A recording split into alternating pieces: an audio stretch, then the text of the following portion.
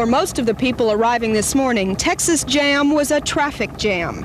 Weather conditions and Fair Park construction slowed the cars on I-30. And once they arrived at the Cotton Bowl, fans waited in a second line. They were herded through the gates in groups of 100 at a time.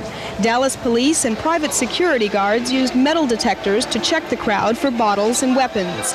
The long wait in the sun was too much for some fans, and people began to suffer from the heat and humidity before they even made it to their seats.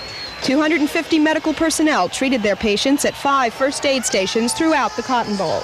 We gave a few hints all week on how to come out here prepared for it, and I think for the most part, considering the number of cases we've had, the people are pretty much taking precautions as far as eating before they come, drinking lots of liquids, and wearing cool, loose clothing, covering on their head, etc. And while doctors treated patients on the floor of the stadium, security personnel set up their own informal medical practice to prevent more heat problems. For much of the afternoon, the man with the water hose was more popular than the heavy metal musicians. But by the time Ted Nugent took the stage, most of the crowd had settled down to hard rock hysteria.